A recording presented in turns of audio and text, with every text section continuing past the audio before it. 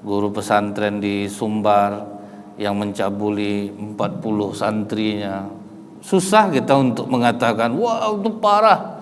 Itulah nafsu. Kalau udah termasuk ke dalamnya, kalah ilmu, Bu. Mau sehebat apapun ilmu agama kalah. Bayangkanlah, udahlah sama anak laki-laki, Pak. Nah, dia laki-laki, anak laki-laki. Sedangkan mungkin ke perempuan aja udah heboh, Pak. Ini ke anak laki-laki. Itulah hawa nafsu itu, Bu.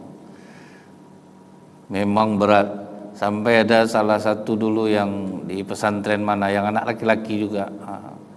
Jangan hujat saya. Saya paham maksud dia itu, Pak. Wah, dia sebetul tahu ini salah, tapi udah tidak bisa keluar lagi. Begitu udah termasuk ke dalam godaan hawa nafsu, untuk keluar itu sudah susah.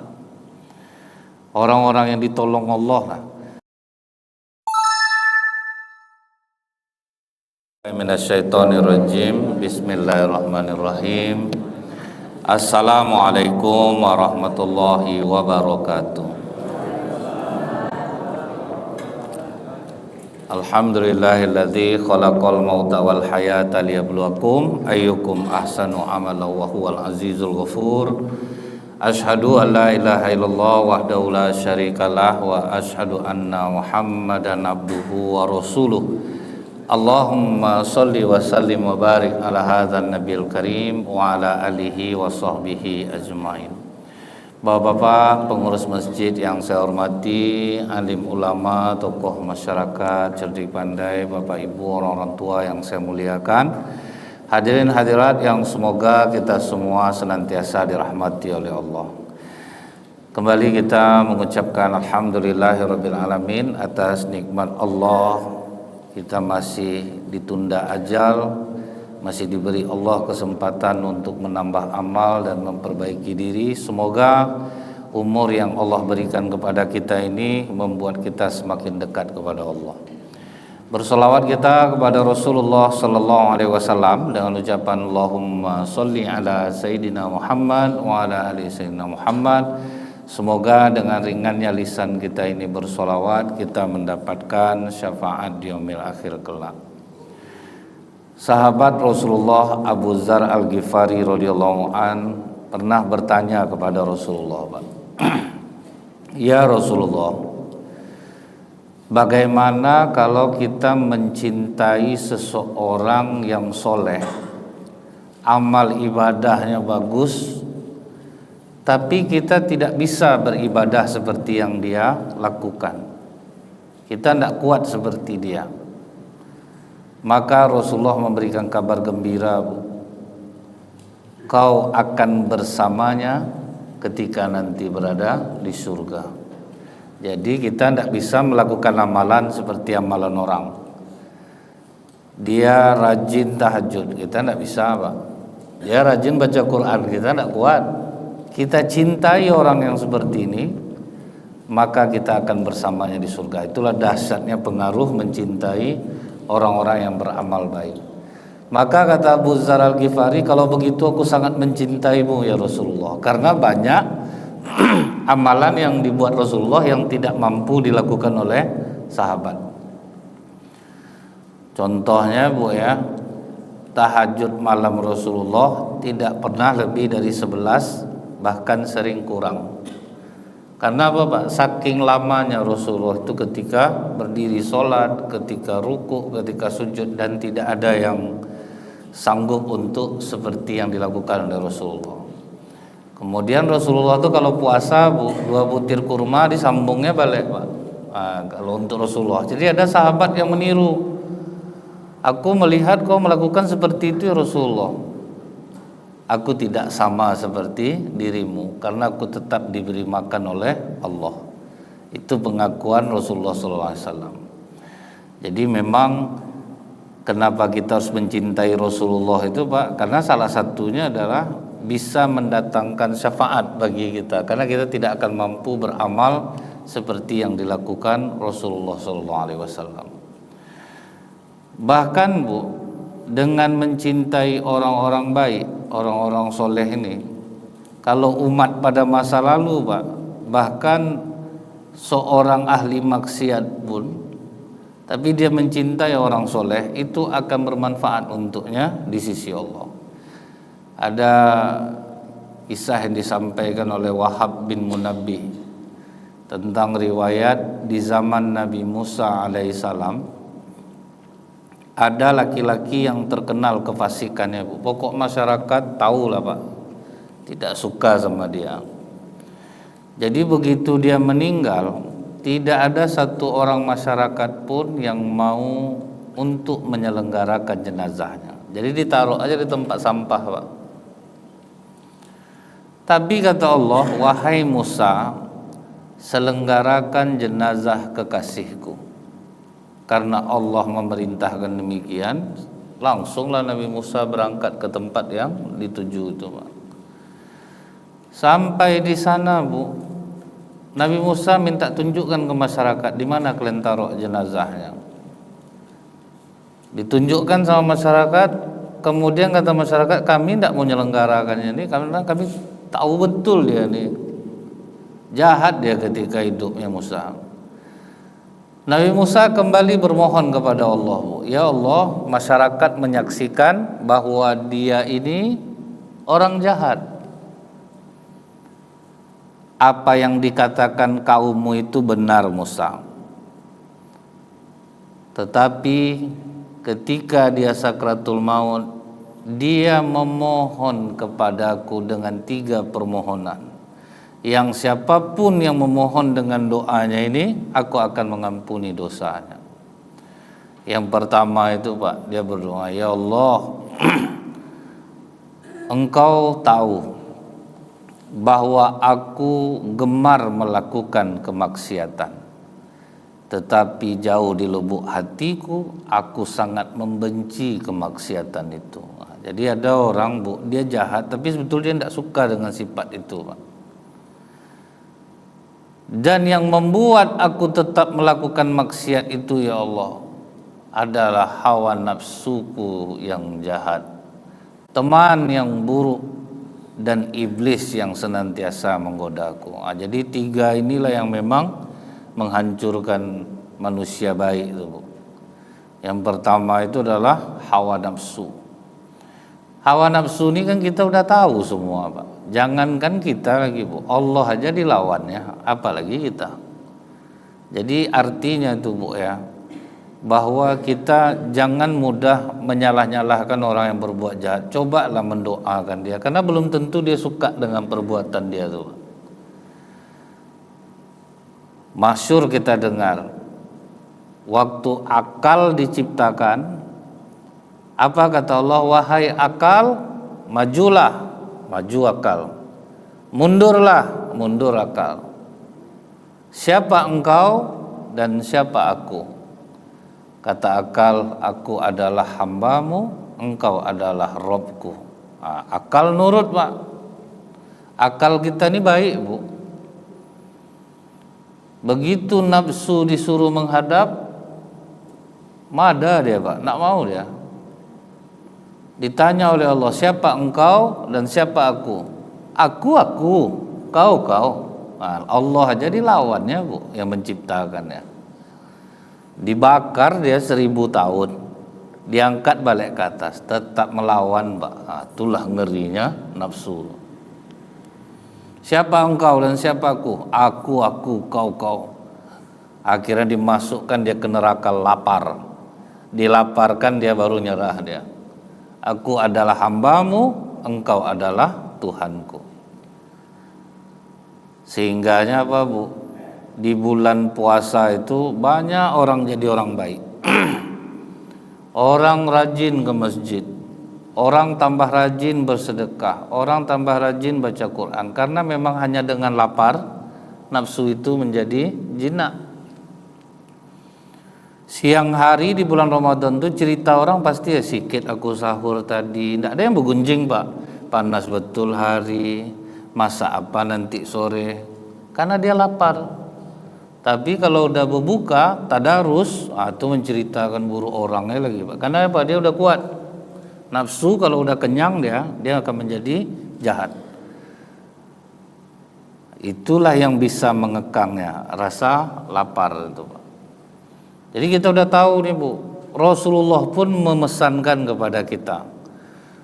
Selesai perang Badar yang begitu besar, apa kata Rasulullah? Kita kembali dari perang kecil menuju perang besar. Kata sahabat, udah separah ini perangnya Rasulullah, dikorbankan jiwa dan raga, waktu, persenjataan yang kurang, medan yang sangat berat. Masa ini perang kecil ya Rasulullah? Iya, ada perang yang lebih besar, yaitu melawan hawa nafsu. Nah, jadi memang hawa nafsu ini sulit untuk ditaklukkan. Orang tahu dia salah Bu, tapi tetap bisa gara-gara nafsunya ini dia tidak akan mau mengakui kesalahannya. Abu Jahal waktu Rasulullah mengajaknya kepada Islam Bu, dilawannya lah Rasulullah. Setelah Rasulullah pulang, apa ceritanya kepada Al-Mughirah bin Syu'bah? Sebetulnya aku tahu dia ini Nabi, tapi gengsi aku ngakui, itulah nafsu tuh. Gengsi aku ngakui dia tuh. Aku tahu yang dia bilang itu benar, tapi gengsi aku mengakui. Itulah dahsyatnya hawa nafsu yang bisa menyesatkan orang tuh. Saya pernah misalnya menasihati orang gitu, karirnya bagus, tetapi dia suka dengan suami orang. Sempat tahu orang nih hancur karir kamu, berkali-kali dibilang, tetap tidak bisa. Jadi saya tidak menghina dia Pak, beginilah dahsyatnya hawa nafsu. Kalau dia udah termasuk ke situ, payah untuk keluar lagi. Ada orang saking cintanya kepada laki-laki, udah dinasehati Pak, lari mau dia. Nah, itulah dahsyatnya hawa nafsu. Dia tahu yang dibilang mak aku ini betul, yang dibilang bapak aku ini betul, tetapi hawa nafsu itu yang menghalangi. Jadi bukan dia lawannya itu Bu, dia sedang berhadapan dengan hawa nafsunya, dan itu sangat berat. Kita nasihati baik-baik, jangan seperti dia tahu sebetulnya nasihat kita itu betul, tapi udah terlanjur jemplung, itu akan sulit untuk keluar lagi. Makanya lebih dahulu kan kita banyak mendoakan anak-anak kita agar dijaga Allah dari kejahatan hawa nafsunya. Sedangkan kita aja berhadapan sama diri kita sendiri sulit Pak. Nanti ngajilah, pulang subuh agak 2 lembar, 3 lembar. Dihidupkan TV Bu, darat tembok akhir tidak jadi baca Quran. Nah, kita sama diri kita sendiri aja sulit. Tahajudlah nanti malam agak 8 rakaat, tutup 3 witir. Nah, dah hidup alarm mematikan balik kadang tuh. Itulah hawa nafsu tuh. Hawa nafsu ini Bu, dia menyamankan kita. Kita tuh dibuatnya nyaman, dan betul Pak, nyaman sama dia. Sehingganya orang banyak habis sholat tuh Bu, kenapa dia langsung pergi? Karena itulah hal yang nyaman bagi nafsu. Tak betah dia untuk duduk gitu. Itulah yang nyaman bagi nafsu. Memang seperti itu Pak, dia tidak salah. Memang itulah hawa nafsu itu membuat kita nyaman. Kadang udah terniat gitu Bu ya, nanti bersedekah lah ke orang agak 200 ya. Udah jumpa orangnya Pak, berubah langsung Pak. Nggak usah lah lagi, senang dia nampak ini. Belum tentulah dia susah. Macam-macam lah tuh hawa nafsu ini membisikkan Bu, menghalangi kita. Nah, itulah beratnya melawan hawa nafsu tuh. Jadi jangan hina orang yang berbuat salah, yang berbuat kefasikan, karena memang berhadapan kalau sudah dengan hawa nafsu ini memang sangat berat. Dulu ada seorang laki-laki tampan, dia jualan baju nih Pak. Ini pernah saya sampaikan. Karena dia ganteng Bu, dia masuk gang, adalah perempuan suka sama dia. Tidak bisa perempuan ini nahan hawa nafsu.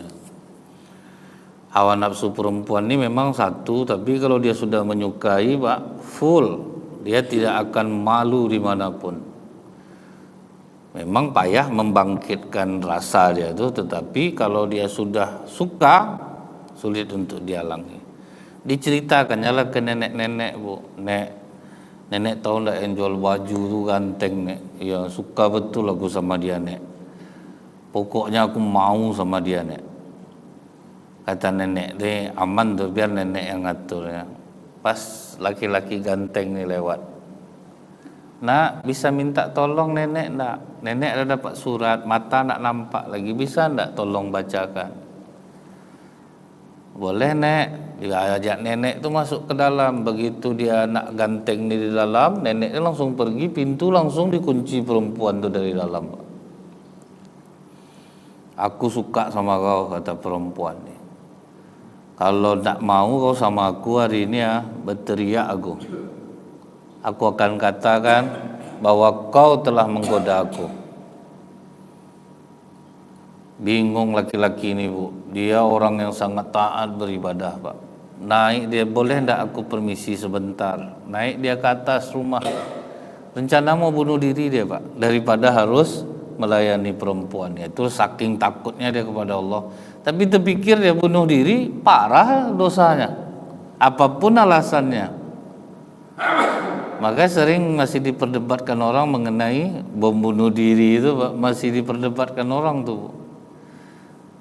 Loncat aku, bunuh diri. Ingat saya cerita tentara, Bu, ketika mengeksekusi orang di Ngarai Sianok. Waktu ada apa dulu, Pak ya? Pemberontakan. Jadi salah satu saksi sejarah itu waktu itu dia disuruh mengeksekusi PRRI kalau tidak salah saya, Pak ya. Kau mau terjun atau ku tembak?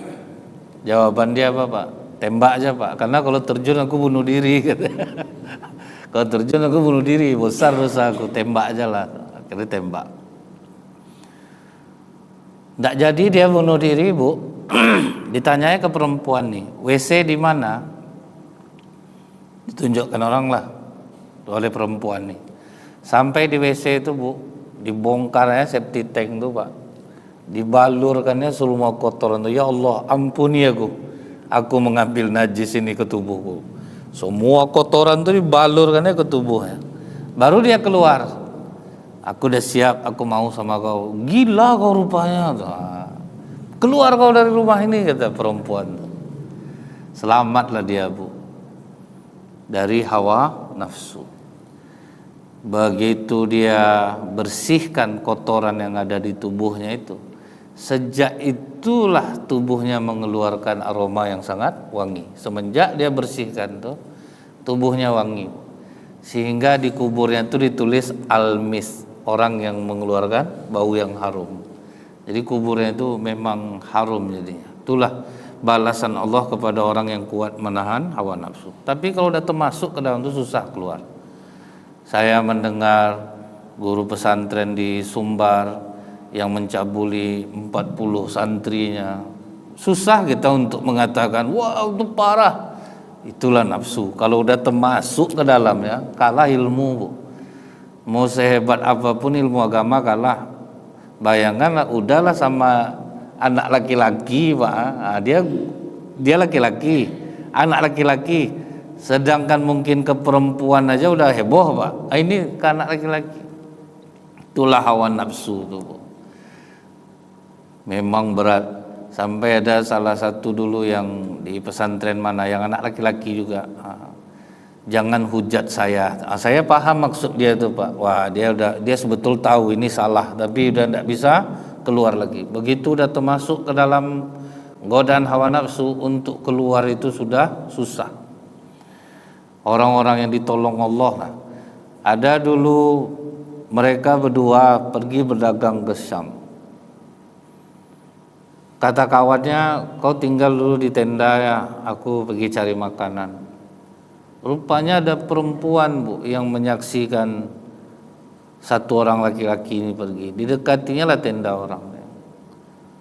Dia sedang sholat, ditunggu sama perempuan nih, Pak. Karena dia mikir jangan sampai terlalu lama orang nunggu, disiapkannya sholatnya. Aku mau minta tolong. Oh ya boleh, kata dia. Apakah kau butuh makanan? Kalau butuh makanan tunggu dulu, kawan aku sedang beri makan. Enggak, aku mau sama kau.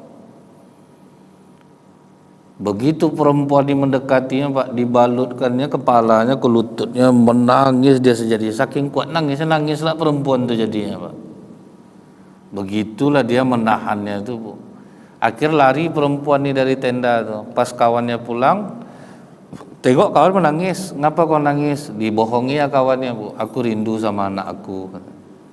Nah kalau rindu sama anak, mungkin lah macam ini betul tangis kau. Akhir itulah diceritanya aku digoda. Tapi aku betul-betul takut. Nah itu yang payah tuh. Kalau sempat kita tuh Pak, kayak mana kira-kira? Bapak udah baru balik sholat subuh nih Pak. Datang perempuan cantik Pak. Pak, bisa minta tolong antar saya Pak? Nggak kan ada menolak loh Pak. Syukurnya nggak dapat ujian itu Bu. Nah, di jalan dipeluknya pinggang bapak. Lah hilang akal bapak dibuatnya tuh. Memang susah tuh Pak. Jadi kalau kita melihat orang-orang jahat tuh seharusnya kita berdoa. Karena kalau kita pun di posisi dia Pak, ngeri Bu. Kita akan termasuk juga mungkin, atau bisa lebih parah daripada itu. Ada dulu salah satu anggota dewan di suatu desa, orang baik, orang soleh. Akhirnya dia nak maju lagi Bu. Kenapa gitu Pak? Memang tak kuat saya Ustaz. Betul kata Pak Mahfud MD itu. Malaikat pun masuk kemari jadi iblis nih. Oh ngapa gitu Pak? Awalnya biasa aja Tad. Kita membela hak masyarakat. Jadi waktu demo dengan perusahaan tuh saya di depan tuh. Datanglah utusan perusahaannya, minta perwakilan dari pendemo, tentu saya yang masuk. Dihadapkannya duit 1 tas. Janganlah keras-keras kali Pak, sambil membuka tas tuh Pak, dihadapnya duit.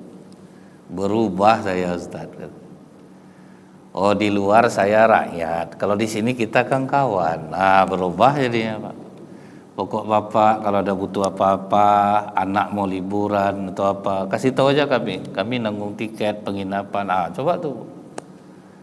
Habis iman dibuatnya tuh Pak. Saya pun lewat saya rasa tuh. Nggak mungkin, syukur nggak dapat ujian nih Pak.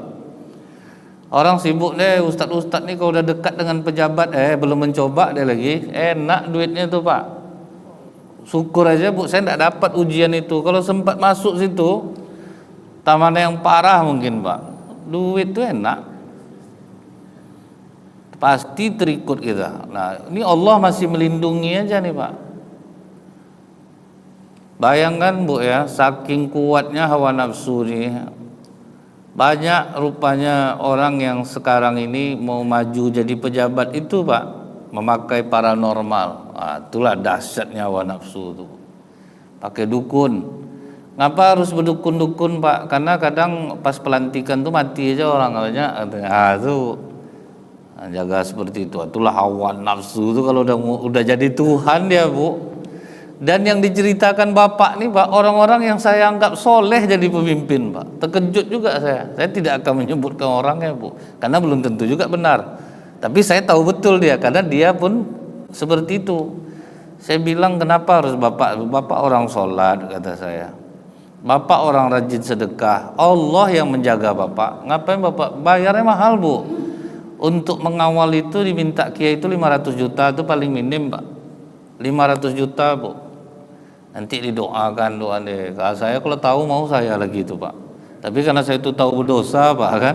Karena dia pasti mempertuhankan saya jadinya. Awalnya minta doakan aja. 500 Bu. Enak betul kiai itu kata saya Pak. Dia ada meningkat Bu. Kalau incumbent yang udah pernah maju 1 miliar. Kalau yang baru maju 500. Pas dia menyebutkan satu sosok nama tambah kaget saya Pak. Ketemu sama saya di sana Ustaz. Walah itulah. Jadi kalau nafsu sudah jadi Tuhan memang repot. Nah yang kedua, dalam doa dia tuh Bu, dia mengatakan karena kawan yang buruk yang mempengaruhi dia. Indonesia sekarang nih Bu, ada sesuatu yang lebih berbahaya dari narkoba, Bu, yaitu judi online, Pak. Itu lebih berbahaya dari narkoba. Makanya pemerintah sekarang risau karena tahu Ibu, uang orang Indonesia ini ya, habis untuk judi online tuh udah 665 triliun, Pak. Siap IKN tuh dibuatnya. Sedangkan tidak usah zaman sekarang lagi, Bu. Dulu pemerintah pernah berpikir daripada orang berjudi ke luar negeri dilegalkanlah judi, SDSB waktu itu, Bu, kan. Banyak orang masang. Itu jahatnya judi itu, Pak, karena dia mengandung adiktif, ada candu di situ, Pak. Cuman candunya itu bahaya, Bu. Tidak sama rokok, tidak sama narkoba, Pak. Lebih parah candunya itu. Karena apa? Semua sifat buruk manusia akan keluar karena judi. Itulah ngerinya judi itu. Semua sifat buruk keluar. Kalah pokoknya narkoba, kalah tuh, Pak. Minuman keras, KO dibuatnya tuh. Ingat dulu Ibu waktu SDSB di Pekanbaru ini orang begadang tiap malam. Sampai orang ilusi dan melakukan hal-hal yang irasional. Ngasih makan orang gila, jumpa orang gila di jalan barang, kok main dah. Orang gila ditanyanya, Bu. Sampai kenyang-kenyang orang gila di Pekanbaru nih. Ingat saya dulu tuh, diajak makan, Pak, dikasih rokok. Pokok orang gila dihormati waktu itu kan udah ilusi tuh, Pak. Udah irasional udah, Bu. Sudah tuh hilang rasa kemanusiaan, terbalik becak orang, Pak. Buku mimpi yang dibuka orang, Bu. Bukan ditolong orang, Pak. Becak terbalik, cari langsung di buku mimpi. Berapa becak terbalik? Mimpi ular ini, mimpi anjing ini, enggak saya macam-macam tuh, Bu. Sudah tuh Pak buka kertas besar lah di kedai kopi dulu tuh, Pak. Saya tinggal di Pasar Mambo tuh, ke situ gudang nomor tuh, Pak. Weh, Bu, malu bilang tinggal di Pasar Mambo tuh, malu, Pak. Saya duduk di kedai kopi itu kadang ketawa saya, Bu, nengok orang itu. Entah, saya alhamdulillah dikasih Allah memang tidak berselera dengan hal-hal seperti itu, Pak. Jadi saya tetap duduk sama mereka, Bu. Jadi saya kadang itu jadi bahan lucu-lucuan. Masalah katanya pacu kuda menentukan nomornya, Pak. Tapi bisalah ada rumusnya. Itu yang ketawa saya, Bu. Adalah rumusnya. Apa enggak ketawa saya, Pak? Pokoknya, Bu, orang jadi tidak berpikir logis. Dan 30% kawan semua yang bawa, Pak. 30% orang buat buruk, kawan semua yang bawa. Kan berarti besar tuh, Pak. Kalau 30% rata-rata kawan, Bu. Dia punya gaji 5 juta, hidup masih kurang, tapi pemalas. Ada gabunglah dua tuh, Pak. Pas dia dapat duit dinas 1 juta, terpikir dia 1 juta kan nak nganggu duit yang 5 juta tuh. Ditengoknya kawan main di sampingnya. Main apa kau tuh? Main mayong. Kayak mana mainnya? Ajarkanlah aku. Diajarkanlah pula. Tambahlah cerita kawan, cerita pejudi ini mana ada yang kalah, Bu. Dia menang terus katanya, Pak. Itu tertarik orang. Rata-rata cerita orang pejudi dia mengatakan, aku menang. Lebih banyak menang aku daripada kalah. Tertariklah kawan nih. Pertama dia main slow aja, Bu. 50.000 masih aman, Pak. Habislah yang 1 juta tuh. Nah, begitu yang 1 juta ini habis, timbul sifat buruk kedua akan keluar, Pak. Merasa jadi pecundang. Manusia tidak ingin dikalahkan. Timbullah sifat sombong tuh, Pak. Tak bisa nih, kalah aku harus balikkan duit aku 1 juta tuh. Baru pakai duit pribadi. Nah, pas yang main kedua nih, Bu, itu udah emosi. Tadi 50-50 masuk jadi 500, 600 sampai habis semua uang di rekeningnya. Setelah habis uang di rekening nih, timbul lagi sifat buruk lainnya, Pak. Mencuri untuk menutupi itu. Atau yang paling banternya apa, Bu? Pinjaman online. Dipinjamnya pinjaman online 6 juta. Dimasukkannya 6 juta, jadi 12 juta, timbul serakah. Itu Bu, semua sifat buruk keluar Pak. Timbul serakah, dimasukkannya 12 juta, habis semua-muanya. Akhirnya dia jadi pencuri. Kalau orang udah kena candu judi Bu, harta mertua harta dia, harta orang harta dia. Baru saya dapat berita tadi Bu, habis ditipu mertuanya 4 miliar lebih Pak untuk main pinjol. Dan semua kalau ditanya Bu, belajar dari kawan, semua dari kawan. Rasulullah sudah mewanti-wanti Bu, kalian berkawan sama tukang parfum, walaupun kalian tidak bisa beli, kalian dapat wanginya. Apa ndak Bu ya, kita duduk tempat kawan yang jual wewangian Pak, pas dia ngetes tuh, teskanlah ke baju aku, harum juga kita Pak. Kemudian Bu, berkawan sama pandai besi, duduk kita di situ. Pas kita keluar dari sana pulang ke rumah, bau nabang.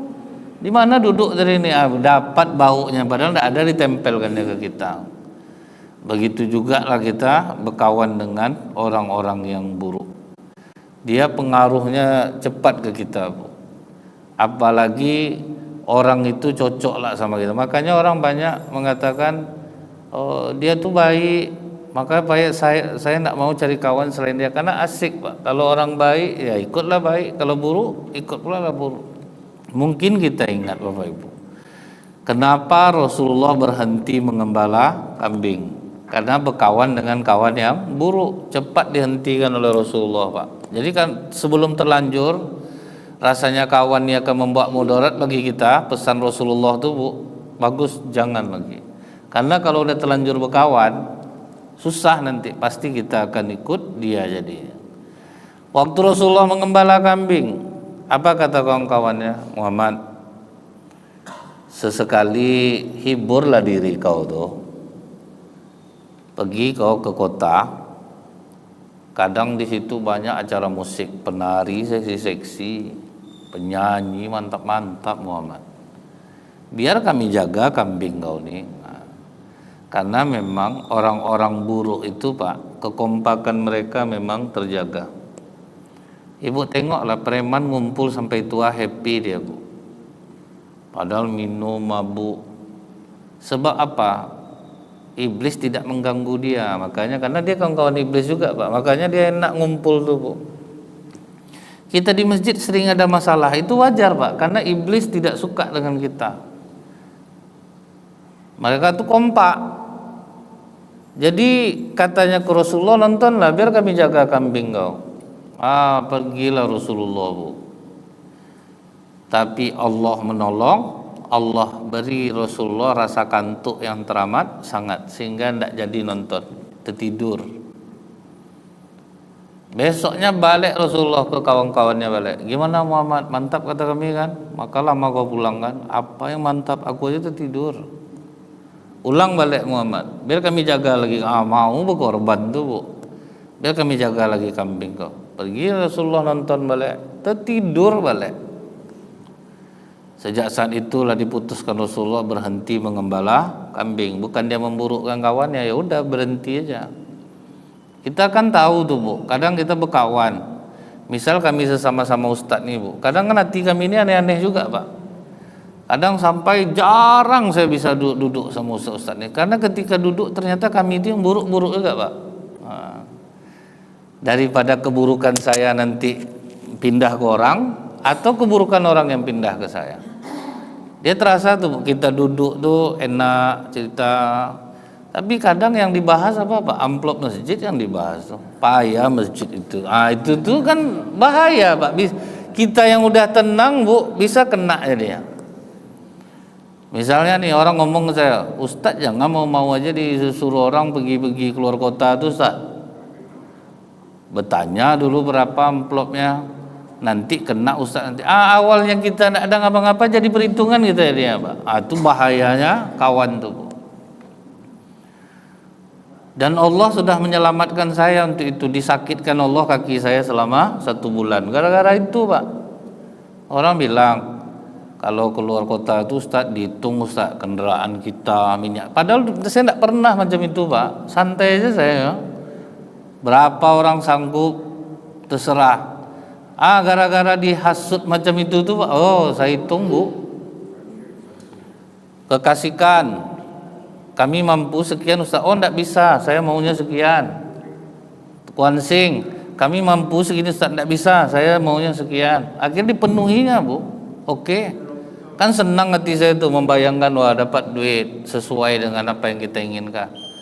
Balik dari kasihkan, balik dari kuansing, enggak bisa jalan saya Pak. Saya langsung bersyukur sama Allah, untung Allah negur saya gitu Bu. Enggak bisa jalan, kaki kanan saya enggak bisa jalan. Lama juga kemarin tuh Bu, saya sholat enggak bisa betul-betul duduknya itu. Cuman setelah sehat baru saya bilang Pak, bukan Allah ngasih sakit, bukan murni kadang sakit tuh, karena kelakuan kita. Akhirnya habislah duit yang seharusnya berapa yang sanggup dia tuh Bu, sisa itu habis sedekah semua itu Pak. Kalau enggak sembuh kaki Bu.